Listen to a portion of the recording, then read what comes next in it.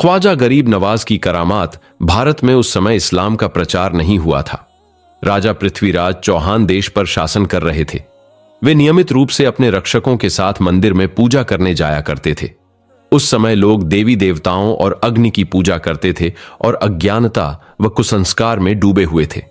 इसी दौरान एक रात हजरत ख्वाजा मोइनुद्दीन चिश्ती रहमतुल्लाह अलैहि अपने घर में सो रहे थे।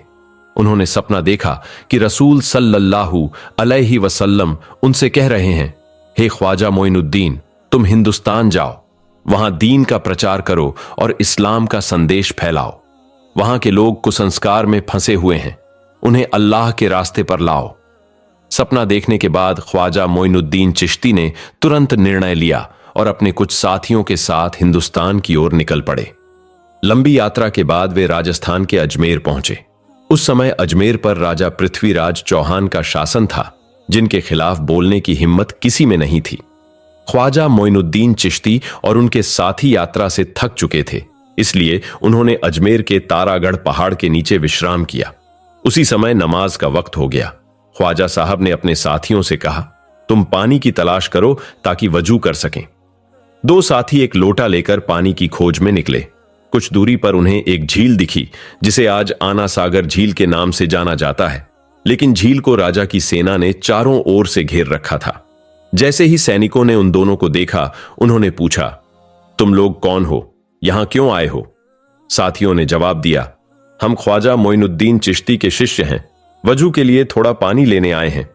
यह सुनकर सैनिक हंसने लगे और बोले, क्या तुमने राजा पृथ्वीराज का नाम नहीं सुना? उनके आदेश का उल्लंघन करने पर सख्त सजा मिलती है। झील से पानी लेना मना है, क्योंकि इससे पानी अपवित्र हो जाएगा। सैनिकों ने उन्हें वहां से भगा दिया।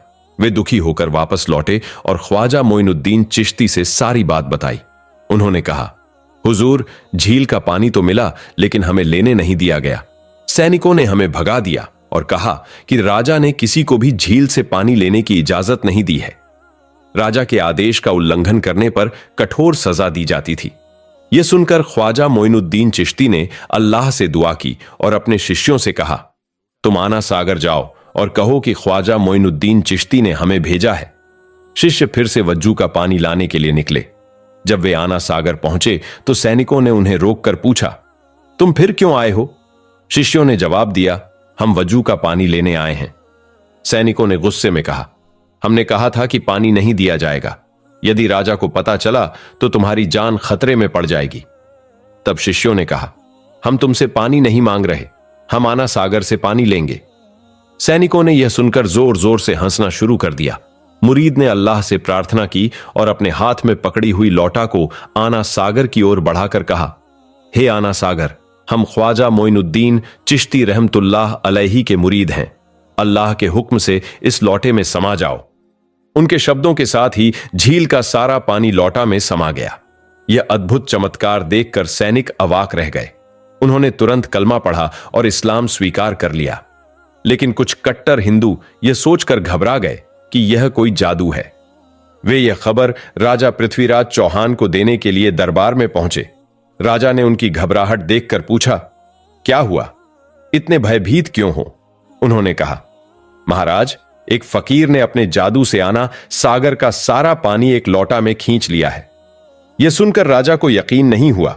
उन्होंने अपनी सेना के साथ आना सागर की ओर प्रस्थान किया। जब राजा वहां पहुंचे तो देखा कि आना सागर में पानी की एक बूंद भी नहीं बची थी। दूसरी ओर अजमेर के लोग बड़ी संख्या में ख्वाजा मोइनुद्दीन चिश्ती रहमतुल्लाह अलैहि को देखने के लिए वहां इकट्ठा हो रहे थे।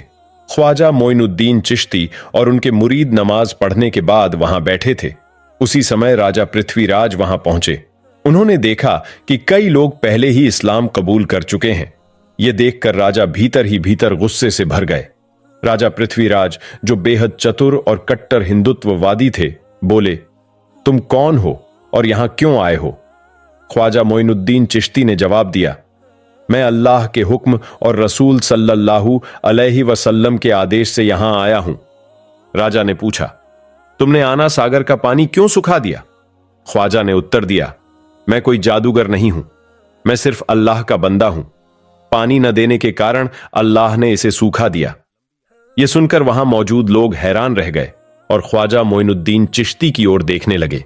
राजा पृथ्वीराज, जो चालाक और मक्कार थे, तुरंत अपना गुस्सा छिपाते हुए झूठे आंसू बहाने लगे। वे बोले, हमें तकलीफ सहने में कोई आपत्ति नहीं, लेकिन मासूम बच्चों और निर्दोष लोगों के लिए पानी को लौटाना जरूरी है।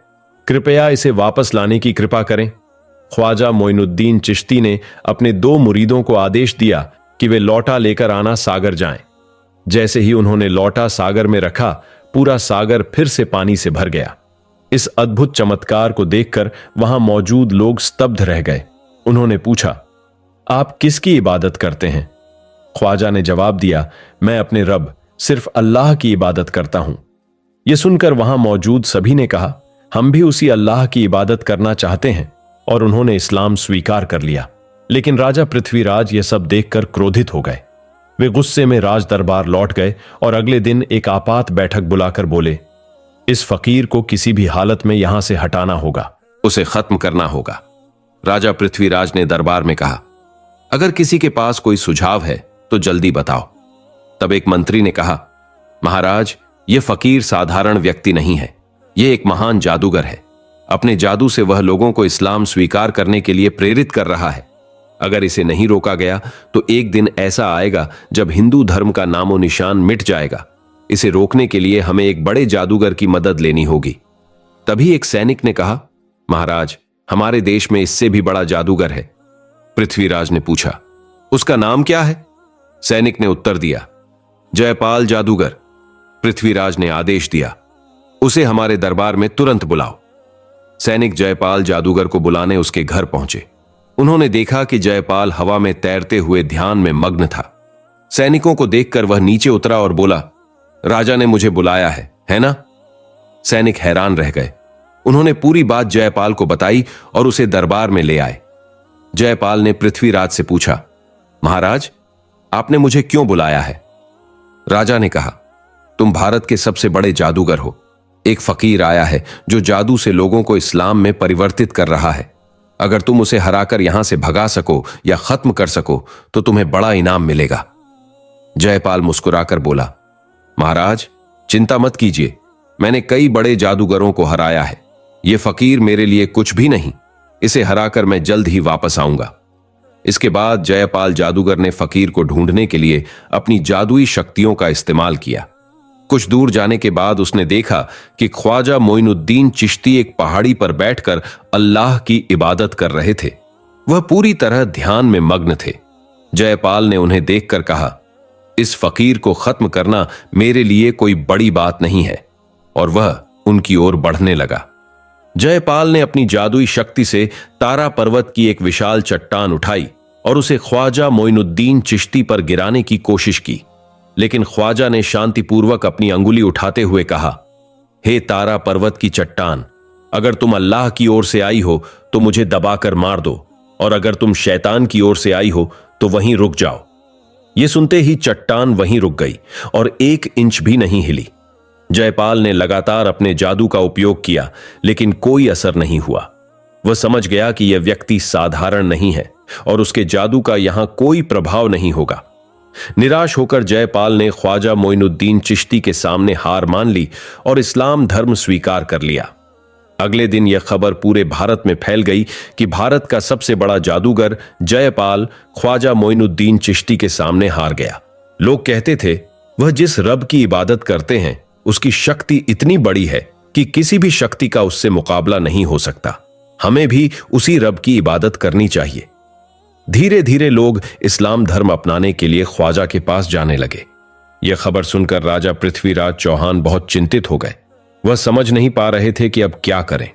तब एक मंत्री ने कहा, महाराज, जयपाल ने इस्लाम धर्म स्वीकार कर लिया है और बहुत से लोग भी उसका अनुसरण कर रहे हैं। ख्वाजा मोइनुद्दीन चिश्ती बहुत शक्तिशाली व्यक्ति हैं। उन्हें हराना असंभव लगता है। हमें उनकी बात माननी चाहिए। राजा पृथ्वीराज ने जवाब दिया, मैं इतनी आसानी से हार मानने वाला नहीं हूं। उस फकीर को यहां बुलाओ और मुझे उससे मिलवाओ। तत्पश्चात राजा के सैनिक ख्वाजा मोइनुद्दीन चिश्ती के पास गए और उन्हें राजा से मिलने के लिए बुलाया। ख्वाजा ने सुना और तुरंत राजमहल की ओर बढ़े। हर रोज मंदिर जाने वाला एक पंडित जो मूर्तियों के सामने दूध अर्पित करता था, उसकी एक छोटी सी बेटी थी। एक दिन उसने पिताजी से सवाल किया, पिताजी, आप रोज मूर्तियों के सामने दूध क्यों डालते हैं? क्या मूर्तियां दूध पीती हैं? पंडित ने मुस्कुराते हुए कहा, नहीं बेटा, मूर्तियां कभी दूध नहीं पीती। हम तो बस पूजा करते हैं, यह हमारी श्रद्धा का प्रतीक है। लेकिन बेटी ने अडिग होकर कहा, पिताजी, मैं खुद देखना चाहती हूं कि क्या सच में मूर्तियां दूध पीती हैं या नहीं। पंडित ने उसे समझाते हुए कहा, यह बातें हमें नहीं करनी चाहिए बेटा। मूर्तियां हमारे भगवान की प्रतिमाएं हैं, क्या वे दूध पी सकती हैं? लेकिन बेटी ने तय किया, मैं आज यह देखूंगी पिताजी, और दूध लेकर मंदिर पहुंच गई। उसने मूर्तियों से कहा, तुम हमारे भगवान हो, मेरी बात सुनो, मैंने दूध लाया है, तुम इसे पी लो।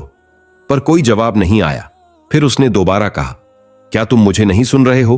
तुम दूध क्यों नहीं पी रहे? लेकिन मूर्तियां चुप रहीं। इस पर बेटी ने अपने सिर को मूर्तियों के सामने झुका दिया और रोते रोते खून बहाने लगी। उसी वक्त ख्वाजा मोइनुद्दीन चिश्ती रहमतुल्लाह अलैहि वहां से गुजर रहे थे और उन्होंने रोने की आवाज सुनी। वे मंदिर में दाखिल हुए और देखा कि एक लड़की का सिर खून से सना हुआ था और वह दुखी थी। ख्वाजा मोइनुद्दीन चिश्ती रहमतुल्लाह अलैहि ने उसे देखकर पूछा, बेटी, तुम्हें क्या हुआ? लड़की ने आंसुओं से कहा, बाबा, मैं दूध लेकर आई थी मूर्तियों को खिलाने के लिए, लेकिन वे मेरी बात नहीं सुन रही हैं। ख्वाजा मोइनुद्दीन चिश्ती रहमतुल्लाह अलैहि मुस्कुराए और कहा, बेटी, मूर्तियां न तो बोल सकती हैं और न ही खा सकती हैं। वे सिर्फ एक प्रतीक हैं, लेकिन ईश्वर में जो शक्ति है वह किसी भी चीज से कहीं बड़ी है। लड़की की भक्ति देखकर ख्वाजा मोइनुद्दीन चिश्ती रहमतुल्लाह अलैहि बहुत प्रभावित हुए। ख्वाजा मोइनुद्दीन चिश्ती रहमतुल्लाह अलैहि ने मूर्ति के सामने जाकर बड़े ही निस्संकोच और दृढ़ता से कहा, मैं ख्वाजा मोइनुद्दीन चिश्ती बोल रहा हूं, क्या तुम नहीं सुन रहे हो? इस मासूम लड़की को क्यों तड़पा रहे हो? तुम इसे दूध पियो। उनके शब्दों के साथ ही वह चमत्कारी घटना घटी और मूर्ति ने सचमुच दूध पीना शुरू कर दिया। यह देख लड़की के चेहरे पर खुशी की लहर दौड़ गई और वह खुशी खुशी मंदिर से बाहर निकली। जब वह गांव वापस लौटी तो लोगों ने उसकी ओर शंका और नफरत भरी नजरों से देखा। वे उसे ताना मारते हुए कहने लगे, यह लड़की किसी गलत काम से लौटी है। लड़की के पिता भी वहां मौजूद थे और लोग उनसे पूछने लगे, क्या हुआ तुम्हारी बेटी को? कैसी हालत बना ली है? लड़की ने बिना डर और शंका के कहा, पिताजी, मैं मूर्ति को दूध पिलाकर आई हूं। यह सुनकर सभी लोग हैरान हो गए और कहने लगे, यह लड़की झूठ बोल रही है। मूर्तियां कभी दूध नहीं पी सकती, वह सिर्फ हमें धोखा दे रही है। लड़की ने फिर से विनम्रता से आंसुओं के साथ कहा, जब मूर्ति ने कई बार दूध नहीं पिया तो मैंने अपना सिर झुका दिया और खून बहाने लगी। तभी एक फकीर बाबा आए। उन्होंने मूर्ति के कान पकड़े और कहा, दूध पियो। और जैसे ही उन्होंने कहा, मूर्ति ने दूध पी लिया। यह दृश्य देख सभी लोग चकित हो गए और एक दूसरे से पूछने लगे, वह फकीर बाबा कौन थे? लड़की ने कहा, मुझे वह फकीर बाबा नहीं मालूम, लेकिन लगता है वह कहीं पास ही होंगे। अब लोग ख्वाजा मोइनुद्दीन चिश्ती रहमतुल्लाह अलैहि से मिलने के लिए दौड़ पड़े। इस बीच ख्वाजा मोइनुद्दीन चिश्ती रहमतुल्लाह अलैहि पृथ्वीराज के दरबार में पहुंचे। पृथ्वीराज ने सम्मान के साथ उनसे पूछा, हे फकीर बाबा, आप क्या चाहते हैं? ख्वाजा मोइनुद्दीन चिश्ती रहमतुल्लाह अलैहि ने कहा, मैं भारत के लोगों को अंधकार से उबारकर कुरान की रोशनी से आलोकित करना चाहता हूं। मैं चाहता हूं कि हर व्यक्ति तौबा करके अल्लाह के मार्ग पर लौटे, वह जो इस ब्रह्मांड का मालिक है, जो जिंदगी और मृत्यु का नियंत्रक है, जो सिर्फ अपनी इच्छा से किसी भी क्षण में कुछ भी कर सकता है। हमारे जीवन का हर पहलू उसी के हाथों में है। मैं उसी महान अल्लाह की इबादत करना चाहता हूं, मैं किसी का भी नुकसान नहीं चाहता। ख्वाजा मोइनुद्दीन चिश्ती रहमतुल्लाह अलैहि इन शब्दों में गहरी श्रद्धा व्यक्त कर रहे थे जब अचानक एक व्यक्ति जो इस्लाम का विरोधी था अपने आध्यात्मिक शक्तियों की परीक्षा लेने के लिए आगे आया। उसने चुनौती दी, अगर आप सचमुच शक्तिशाली हैं तो पानी से आग बनाकर दिखाइए। ख्वाजा मोइनुद्दीन चिश्ती रहमतुल्लाह अलैहि ने अल्लाह का नाम लिया और पानी पर अपनी सांस फूंकी। चमत्कारिक रूप से उसी पानी से आग जलने लगी। यह असाधारण दृश्य देखकर वह व्यक्ति हैरान रह गया और अंततः इस्लाम धर्म को स्वीकार कर लिया। इस चमत्कार को देखकर दरबार में मौजूद सभी लोग और राजा पृथ्वीराज ने यह महसूस किया कि ऐसे अल्लाह के प्यारे व्यक्तियों से मुकाबला करना असंभव है। अनेक चमत्कारी घटनाओं के बाद उन्होंने ख्वाजा साहब से माफी मांगी, उनके पैरों में सिर झुका दिया और इस्लाम को अपनाया। ख्वाजा मोइनुद्दीन चिश्ती रहमतुल्लाह अलैहि ने सभी को माफ किया और वहां से अपने साथी संगियों के साथ आगे बढ़ गए। इसी बीच पंडित की बेटी ने कहा, देखो, वही फकीर बाबा हैं जिन्होंने अपनी बातों से मूर्ति को दूध पिलाया। सभी लोग ख्वाजा मोइनुद्दीन चिश्ती रहमतुल्लाह अलैहि के पास गए और पूछा, हे फकीर बाबा, आप कौन हैं और आपकी क्या शक्ति है कि आपकी बातों से मूर्ति ने दूध पी लिया? ख्वाजा मोइनुद्दीन चिश्ती रहमतुल्लाह अलैहि ने नर्म और शांत स्वर में कहा, मैं तो बस अल्लाह का एक बंदा हूं। जो अल्लाह का आदेश होता है वही होता है। ख्वाजा मोइनुद्दीन चिश्ती रहमतुल्लाह अलैहि ने कहा, मैं उसी अल्लाह की पूजा करता हूं जो सब कुछ नियंत्रित करता है। इसके बाद उन्होंने कहा, हम भी अब उसी अल्लाह की राह पर चलने की इच्छा रखते हैं। और इस तरह वे सभी धीरे धीरे इस्लाम धर्म को स्वीकार करने लगे।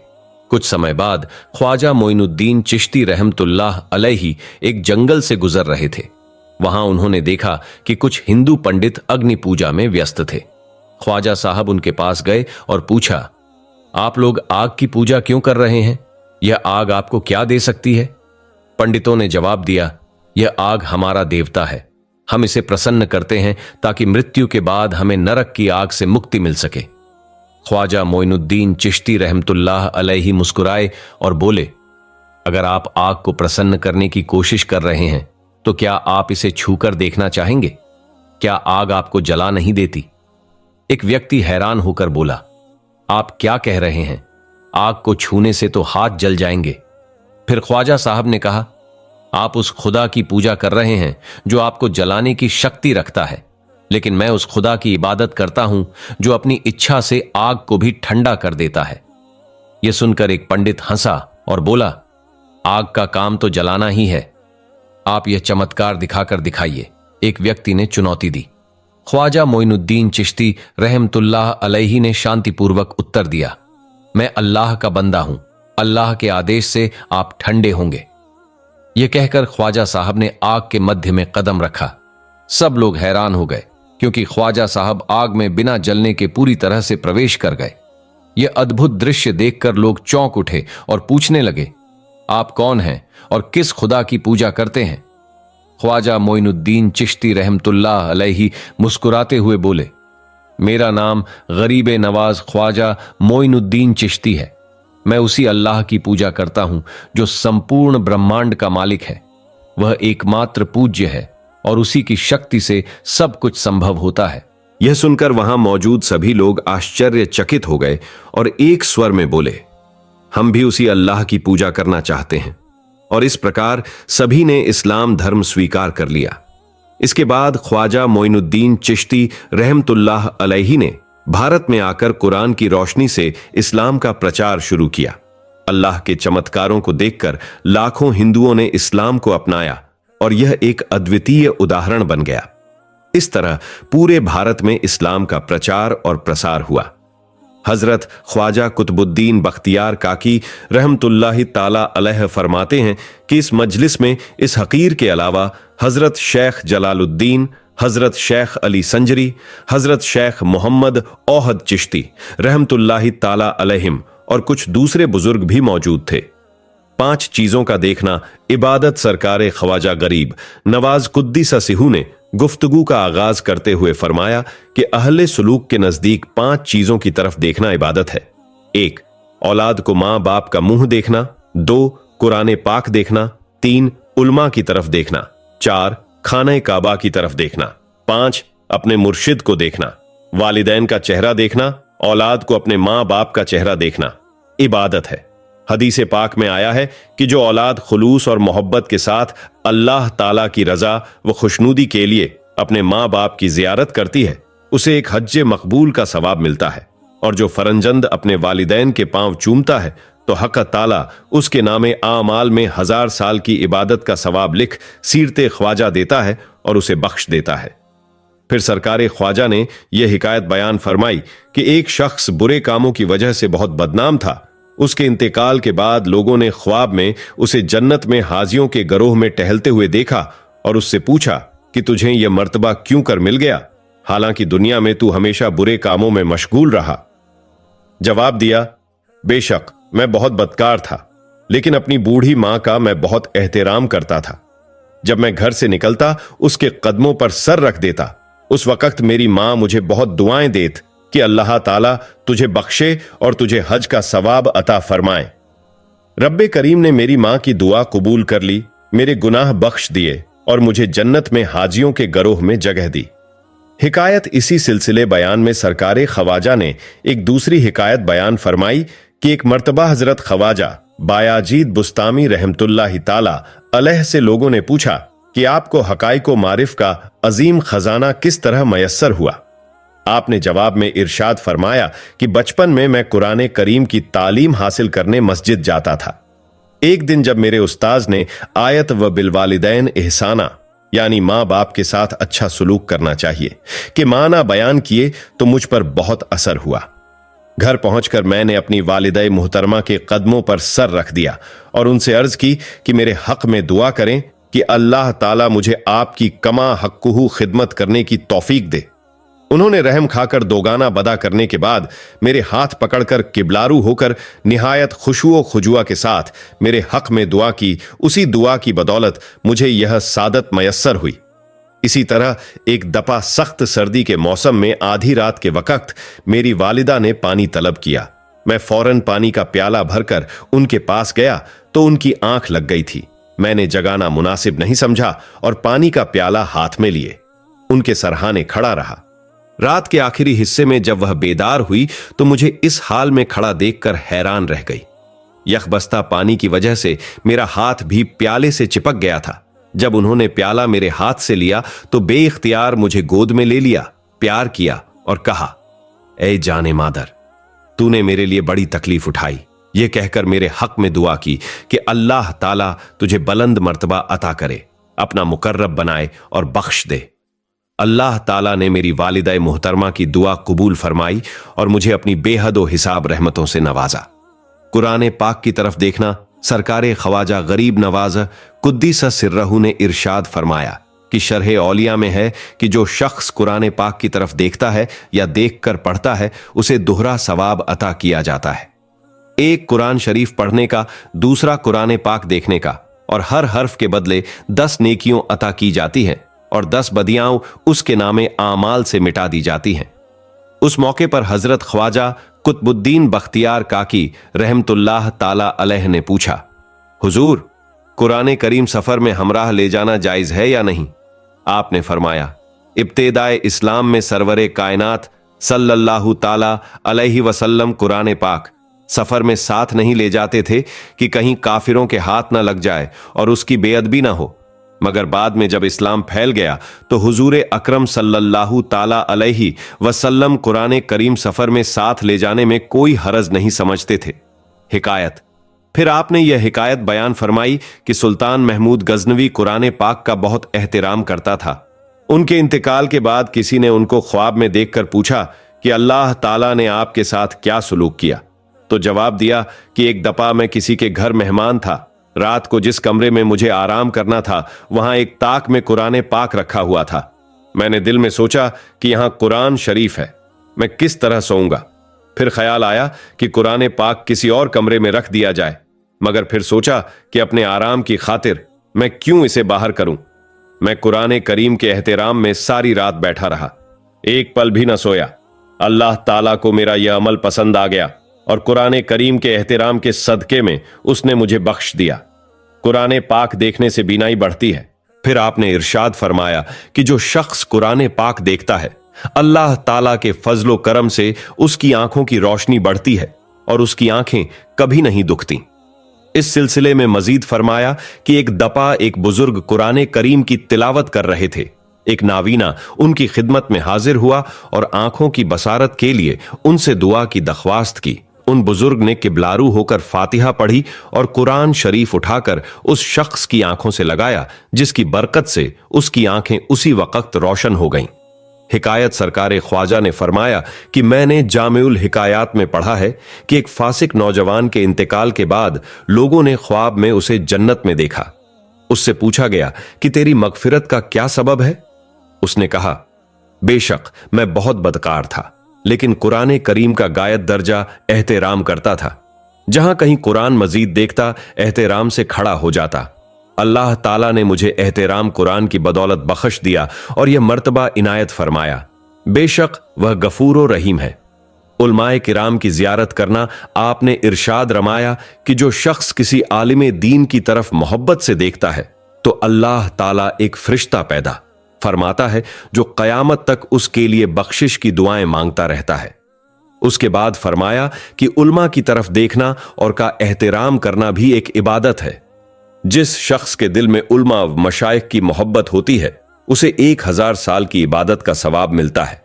अगर उसी हालत में फौत हो जाए तो अल्लाह ताला उसे जन्नत में उलमा का दर्जा अता फरमाता है जिसका नाम इल्लियीन है।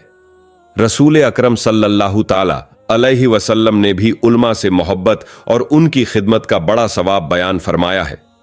फतावे ज़हीरिया में है कि रसूल अकरम सल्लल्लाहु ताला अलैहि वसल्लम ने इरशाद फरमाया है कि जो शख्स उलमा के पास आमदो रफ्त रखे और कम से कम 7 दिन उनकी खिदमत करे तो अल्लाह ताला उसके सारे गुनाह बख्श देता है और 7000 साल की नेकियां उसके नामे आमाल में लिख देता है। हिकायत फिर यह हिकायत बयान फरमाई कि पहले जमाने में एक शख्स उलमा व मशाइख से बहुत हसद और नफरत करता था और उन्हें देखकर मुंह दूसरी तरफ फेर लेता। मरने के बाद उसे कब्र में उतारा गया तो उसका मुंह किबला से फिरकर दूसरी तरफ हो गया। लोगों ने हर चंद उसका मुंह किबला की तरफ फेरने की कोशिश की, लेकिन हर बार उसका मुंह दूसरी तरफ फिर जाता था। अचानक गैब से आवाज आई, मुसलमानों, इसका मुंह हरगिज किबला की समत न होगा, क्योंकि यह शख्स अपनी जिंदगी में उलमा व मशाइख को देखकर उनकी तरफ से अपना मुंह फेर लेता था। जो शख्स उलमा व मशाइख से मुंह मोड़ता है, हम उससे अपनी रहमत और बख्शिश फेर लेते हैं, वह रौदे दरगाह हो जाता है और वह क़यामत के दिन रीछ की शक्ल में उठाया जाएगा। खाने काबा को देखना, सरकार ख्वाजा ने हदीस पाक की रोशनी में इरशाद फरमाया कि खाने काबा की तरफ देखना भी इबादत है।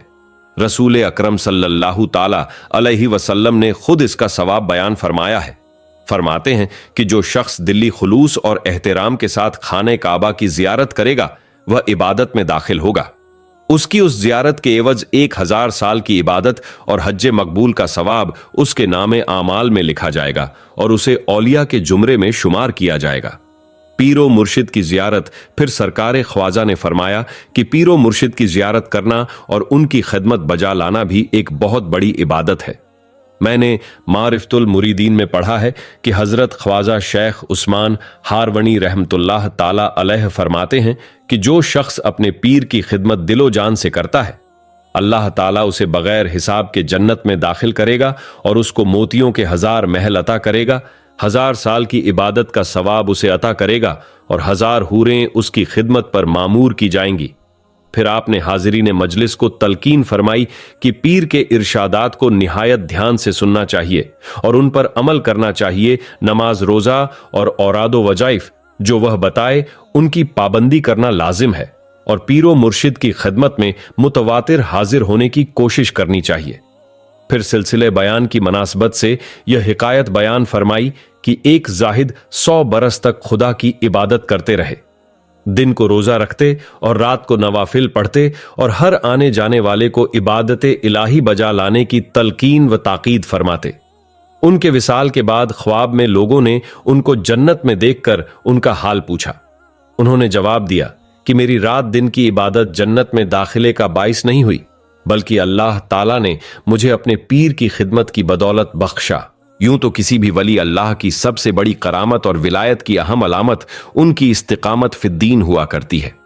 तमाम फराइज़ व वाजिबात पर अमल करने के अलावा रसूलुल्लाह सल्लल्लाहु ताला अलैहि वसल्लम की एक एक सुन्नत और तमाम मुस्तहब्बात पर दवामो, इस्तिमरार और मुवाजबत के साथ अमल पैरा होना हर वली की खासियत होती है। यहां तक कि सैयदुना सरकारे गौसे आजम मुहियुद्दीन अब्दुल कादिर जीलानी बगदादी कुद्दीसा सिहू का फरमान है कि एक भी सुन्नत का तारिक वली नहीं हो सकता मगर गैर मुस्लिमों के दरमियान इस्लाम की हक्कानियत साबित करने और उन्हें मुतासिर करने के लिए अंबियाए किराम से मौजेज़ात का जुहूर हुआ और औलियाए किराम से खवारिक आदात और करामात का सुदूर हुआ। चुनांचे हुजूर ख्वाजा ख्वाजगां सुल्तानुल हिंद अताए रसूल हजरत ख्वाजा गरीब नवाज मुइनुद्दीन चिश्ती अजमेरी रदी अल्लाहु ताला अन्हु से भी बेशुमार करामतें जुहूर में आई। यही नहीं बल्कि आपका हर नफ्स इंसानी जिंदगी में इनकलाब लाने वाला और आपका हर तारे नजर दुनिया से बुराइयों का खात्मा करने वाला और नेकियों को जन्म देने वाला था। यानी आपकी जाते बाबरकात सरापा करामत है। बाज मुहक्किकीन के आदादो शुमार के मुताबिक आपकी करामतों की तादाद 4608 है। उनमें से चंद करामतों का जिक्र जैल में किया जा रहा है।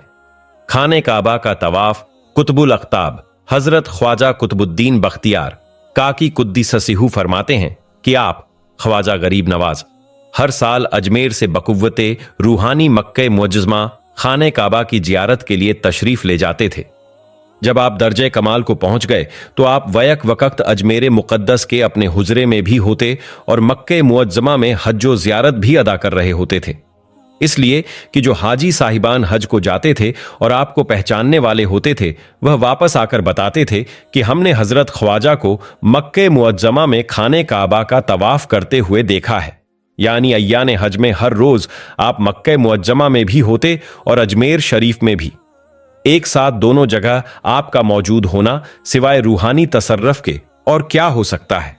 मजलूम नवाजी एक मर्तबा एक मुरीद ने आपकी खिदमते अक़दस में हाजिर होकर अपनी परेशानी का इजहार करते हुए कहा, वाली शहर मुझे शहर से बाहर निकालना चाहता है। उस हाकिम ने खल्के खुदा को बहुत परेशान कर रखा है।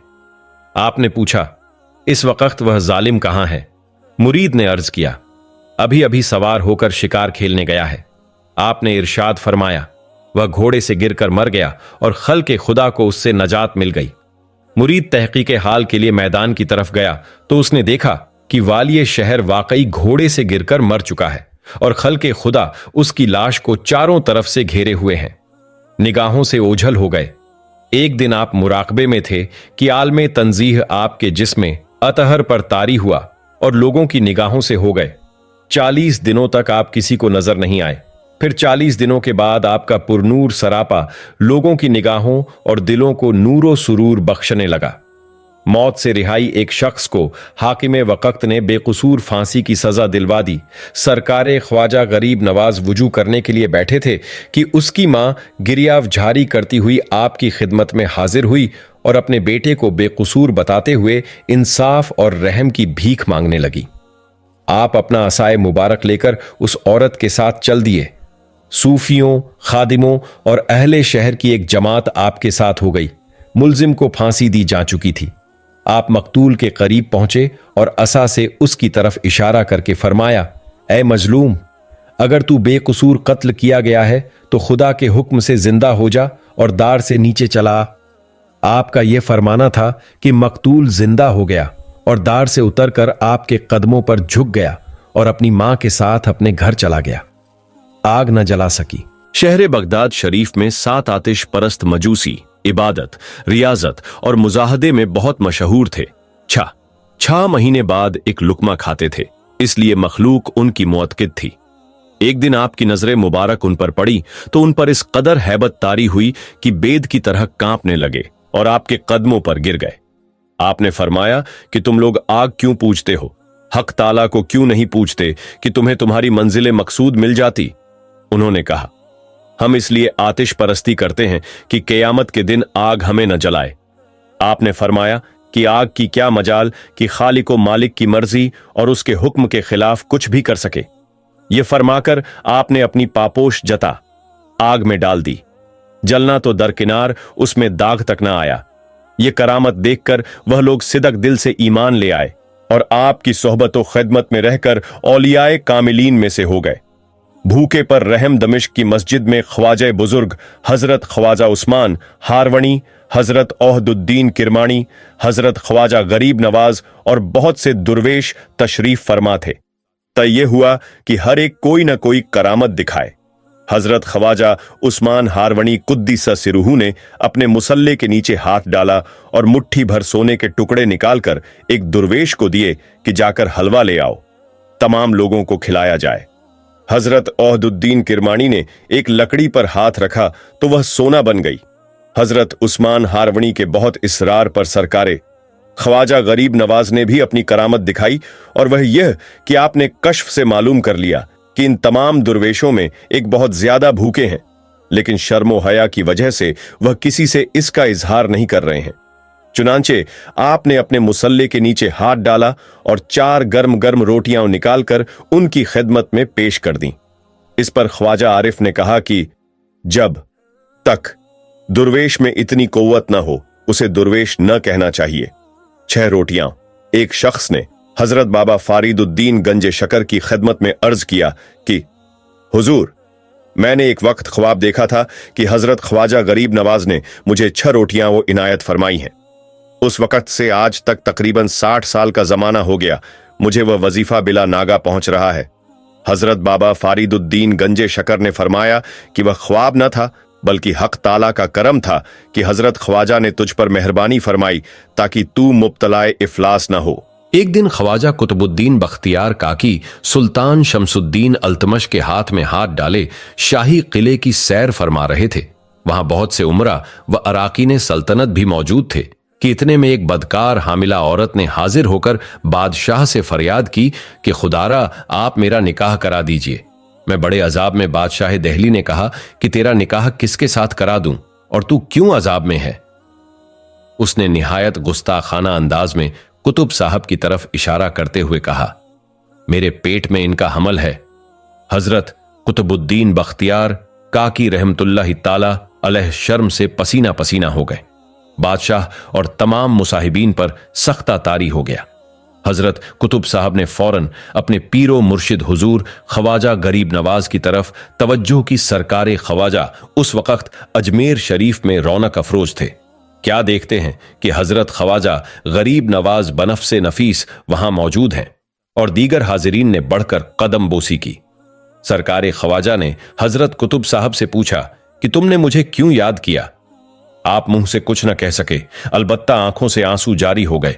हजरत ख्वाजा गरीब नवाज फरते मोहब्बत से तड़प उठे और फरमाया, ए बदकार हामिला, तू खुद ही सुन। फिर औरत के शिकम की तरफ मुतवज्जे होकर फरमाया, ए पेट के बच्चे, तू बता, तेरी मां कुतुब साहब को तेरा बाप बताती है, क्या यह सच है? पेट से बच्चे ने जवाब दिया, हुजूर, यह बिल्कुल गलत है। यह औरत बड़ी मक्कार और फाहिशा है। मैं हरगिज कुतुब साहब का बेटा नहीं हूं। तब उस जने फाहिशा ने एतराफ किया कि हजरत कुतुब साहब के दुश्मनों ने इन पर इल्जाम लगाने के लिए तैयार करके उसे भेजा था। अजमेर शरीफ में सरकारे ख्वाजा गरीब नवाज के क़याम के इब्तिदाई अय्याम में राजा पृथ्वीराज या उसके कारिंदों ने एक दपा फितरी शरारत का मुजाहरा करते हुए एक मस्त हाथी आपकी तरफ दौड़ा दिया। जूं ही वह मस्त हाथी आपके करीब पहुंचा, आपने जमीन से थोड़ी सी खाक उठाकर उस हाथी की तरफ फेंकी। अल्लाह की कुदरत से वह हाथी पत्थर का हो गया। काबा दिखा दिया सरकारे ख्वाजा गरीब नवाज। जिस जमाने में समरकंद में मुकीम थे, एक दिन ख्वाजा अबुल्लई समरकंदी के मकान से मुत्तसिल मस्जिद पर एक शख्स ने एतराज कर दिया कि इस मस्जिद के किले की समत सही नहीं है। हजरत ख्वाजा भी इस मस्जिद में नमाज अदा फरमाते थे। आपने पहले तो उस शख्स को समझाया कि इसकी समत बिल्कुल सही है, मगर वह इनकार ही करता रहा और अपनी बात पर अड़ा रहा। फिर यकायक सरकारे ख्वाजा ने उसकी गर्दन पकड़कर कहा, देख, सामने देख। उसने देखा तो खाने काबा उसकी निगाहों के सामने था, जिससे उसे यकीन हो गया कि इस मस्जिद की समते किबला बिल्कुल दुरुस्त है। दस्ते गैब सरकारे ख्वाजा गरीब नवाज का लंगर खाना बहुत वसीय था। हजारहा लोग दोनों वक्त उससे फैज़याब होते थे, लेकिन हैरत अंगेज बात यह थी कि हजरत की आमदनी का कोई मुस्तकिल जरिया नहीं था, क्योंकि आप एक बोरिया नशी फकीर थे। बादशाह और उमरा से भी आप कुछ कबूल नहीं फरमाते थे। तकिरा निगारों ने लिखा है कि उस शाहाना खर्च से उहदा बरा होने के लिए अल्लाह ताला ने आपको दस्ते गैब अता फरमाया था। चुनांचे मतबख का दारोगा जरूरत के वक्त हाजिर खिदमत होता और आप अपने मुसल्ले का गोशा उठा देते और फरमाते, जितनी जरूरत हो उठा ले जाओ। उसके नीचे गैबी खजाने का अथाह समंदर होता था। दारोगा हस्बे जरूरत रकम निकाल लेता और इस तरह पूरे एहतिमाम से लंगर खाना जारी रहता और कभी कोई कमी महसूस ना होती। दहली का बादशाह एक रोज सरकारे ख्वाजा गरीब नवाज तशरीफ फरमा थे हजरत शेख ओहदुद्दीन किरमानी और हजरत शेख शहाबुद्दीन सोहरवर्दी भी आपकी खिदमत में हाजिर थे। शमसुद्दीन अल्तमश का बचपना था, वह आपके सामने से तीरों कमान लिए गुजरा। आपने शमसुद्दीन को देखकर फरमाया कि यह लड़का दिल्ली का बादशाह होगा। चुनांचे हजरत की पेशगोई के मुताबिक शमसुद्दीन अल्तमश दिल्ली का बादशाह हुआ। यह बादशाह फकीर मनुष्य और दुर्वेश दोस्त था। लाइनहल मसाइल का हल हजरत शेख फैजुल्लाह बल्खी रहमतुल्लाह ताला अलैह का बयान है कि मैं सरकारे ख्वाजा गरीब नवाज कुद्दीसा सिर्रहू की खिदमत में हाजिर हुआ। मेरे हाजिर होने का सबब यह था कि मैं चंद मसाइल में उलझ गया था जो किसी तरह मेरी समझ में नहीं आ रहे थे। मैंने अपने सवालात एक कागज पर लिखे और अलस सुबह हाजिर खिदमत हुआ, लेकिन उस वक्त भी अहले अकीदत का काफी हुजूम था। मुझे अर्जे हाल करने का मौका बिल्कुल न मिल सका। कुछ देर के बाद हजरत ने मुझे करीब बुलाया और एक कागज मेरे हवाले करते हुए फरमाया, इसमें आपके मसाइल का हल मौजूद है। रुखसत होने के बाद जब मैंने वह कागज खोला तो वाकई मेरे सवालात के जवाब उसमें मौजूद थे, जिनसे मुझे पूरी तरह तसल्ली व तशफ़ी हो गई। बर्स से नजात मिल गई। सरकार ख्वाजा गरीब नवाज कुद्दीसा सिहू की बारगाह में एक बरस ज्यादा जागीरदार हाजिर हुआ। उसने कहा, मैं बहुत इलाज कर चुका हूं, लेकिन किसी तरह मुझे इस मुजी मर्ज से नजात नहीं मिलती। आपकी निगाह करम का तालिब हूं। 319 सीरते ख्वाजा गरीब नवाज। आपने एक आबखोरे में पानी मंगवाया, उससे थोड़ा खुद पिया और बचा हुआ पानी उस मरीज को पिला दिया। अल्लाह के फजलो करम से उसे कामिल शिफा व सेहत हासिल हो गई। लड़का हो गया। एक दौलतमंद खातून के 7 लड़कियां पैदा हो चुकी थीं। उसका शौहर लड़कियों की कर्रत से सख्त नाराज था और उसने दूसरी शादी करने का इरादा कर लिया था। वह औरत बारगाह गरीब नवाज में हाजिर हुई और अर्जे हाल करते हुए कहा कि गरीब नवाज, मैं फिर हामला हूं, इस बार अल्लाह से मुझे लड़का दिलवाइए। हजरत ने फरमाया, जा, तेरा मकसद पूरा होगा। चंद माह के बाद उसके बत्न से निहायत खूबसूरत लड़का पैदा हुआ। गैब की खबर। उदयपुर से एक शख्स हजरत ख्वाजा गरीब नवाज की खिदमत में हाजिर हुआ और उसने अर्ज किया कि फुलां जागीरदार ने हजरत का पुराना कुर्ती मंगाया है। हजरत ख्वाजा ने फरमाया, उसे अब कुर्ते की जरूरत नहीं। जब वह शख्स उदयपुर वापस आया तो मालूम हुआ कि उस जागीरदार का इंतकाल हो चुका है। मुर्दा दरख्त सरसब्ज हो गए। अजमेर शरीफ के कुछ फासले पर एक बाग था। उसका मालिक हजरत की खिदमत में हाजिर हुआ और अर्ज किया कि बाग के दरख्त बिल्कुल खुश्क और बेबरगों बार हो गए हैं। हजरत ने मिट्टी के लोटे में पानी भरकर दिया और फरमाया, यह पानी उन दरख्तों की जड़ों में डाल दो। वह पानी खुश्क दरख्तों की जड़ों में डाल दिया गया, जिसकी बरकत से वह बाग सरसब्ज शादाब और फलदार हो गया।